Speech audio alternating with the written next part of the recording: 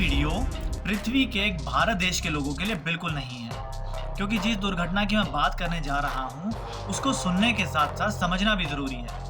और जैसे हम बंदर से इंसान बने थे तो हमने पूंछ का इस्तेमाल करना बंद कर दिया तो वो गायब हो गई थी। ऐसे ही हमारे देश के लोगों की समझदारी निम्न होती जा रही है, या यूं मान लीजिए गायब हो गई है। 27 साल का एक इंजीनियर जब रात को करीबन 11:15 बजे अपने ऑफिस से घर लौट रहा होता है तो नोएडा के सेक्टर 150 में एक टी जंक्शन पे उसकी गाड़ी सामने के एक तालाब में गिर जाती है। वो अपने घर वालों को फोन लगाता है। वर्ड ये था कि पापा बचा लो, मैं डूब रहा हूँ, अब ये धीरे धीरे गाड़ी डूब रही है, ऐसा वो बोल रहा था। और मैं इधर से उधर दौड़ रहा था पागलों की तरह। उसके घर वाले पुलिस स्टेशन और फायर ब्रिगेड में फोन लगाते हैं, जो आधे पौने घंटे में वहां पहुंच भी जाते हैं, लेकिन ये लोग कुछ नहीं करते हैं।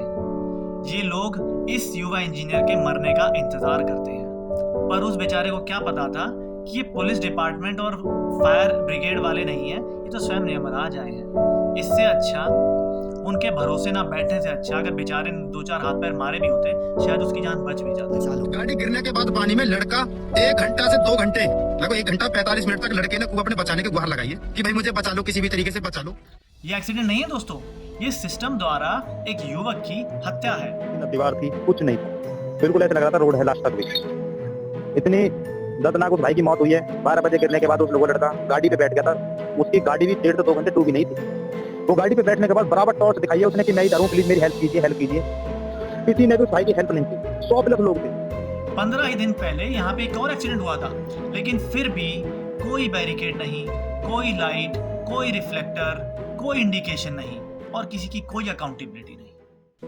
प्लीज ना कोई हमारी मदद नहीं करिए, हम तो यही बोलेंगे कि अगर प्लीज मदद तो करती तो जैसे हम बोल रहे हैं मेरी गाड़ी में पैसे। ये इस बेचारे की किस्मत नहीं है दोस्तों, ये हमारे सिस्टम की, ये हमारे इंफ्रास्ट्रक्चर की जलालत है, जहाँ हर रोड, हर सड़क के किनारे एक नाला, एक चलता फिरता मौत का कुआं है।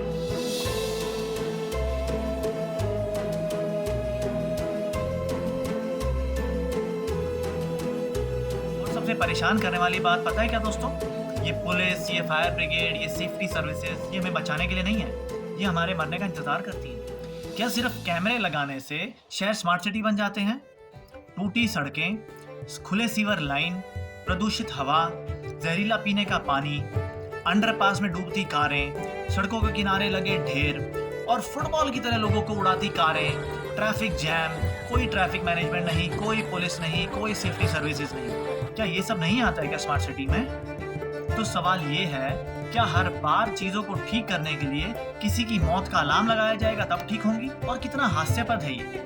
ऐसी सारी घटनाओं को न्यूज चैनल पे 4-5 दिन तक रगड़ा जाता है, जब तक इनके पास कोई नई ब्रेकिंग न्यूज नहीं आती, और 4 दिन बाद सब भूल जाएंगे, सिवाय उस माँ बाप के जिसका इकलौता बेटा चला गया, सिवाय उस माँ बाप के जिसका इकलौता चिराग बुझ गया है, सिवाय उस माँ बाप के जो अपनी आंखों के सामने देखते रह गए उस बच्चे की मौत हो गई और वो कुछ नहीं कर सकते। और आप देखिए, 1 महीने पहले ही प्रशासन की दुर्व्यवस्था के चक्कर में इंदौर में इतने लोगों की जान गई थी। जी, लाइव मौत देखी उनके पिताजी, बिल्कुल लाइव मौत, अपने इकलौते बेटा की लाइव मौत देखी उन्होंने। अपना बेटा डूबता हुआ, अपना घर का चिराग बुझ गया उनके का, कुछ नहीं बचा। तो मेरा सवाल ये है, कहाँ से आते हैं ये लोग? ये लोग जो पुलिस डिपार्टमेंट पे काम कर रहे हैं, ये कौन से परिवार के हैं? ये लोग जो फायर ब्रिगेड में काम कर रहे हैं, ये कौन से शहर के हैं? जो इंजीनियर ये सड़क और नाले बनाते हैं, ये कौन से राज्य के हैं? जो अधिकारी प्रशासन में काम कर रहे हैं, ये कौन से देश के हैं? और जो लोग इस देश को चला रहे हैं, वो कौन से ग्रह के हैं? क्योंकि इनमें से कोई भी देश के लिए काम तो नहीं कर रहा है। सब कह रहे हैं ये सिस्टम फेलियर है। ये सिस्टम फेलियर नहीं है दोस्तों, ये हम सबका फेलियर है। एक चौकीदार से लेकर प्रधानमंत्री का, एक गरीब से लेकर अमीर का, हर जाति, हर धर्म, हर तबके के लोगों का फेलियर है ये। याद रखना दोस्तों, छोटी सोच और पैर की मोच आपको कभी आगे नहीं बढ़ने देगी। लेकिन इसके साथ एक और बात जुड़ी है, छोटी सोच और एक छोटी सी सोच में बहुत बड़ा और बहुत गहरा अंतर है। तो अगर देश को आगे बढ़ाना है दोस्तों, तो अपनी सोच को बड़ा करो।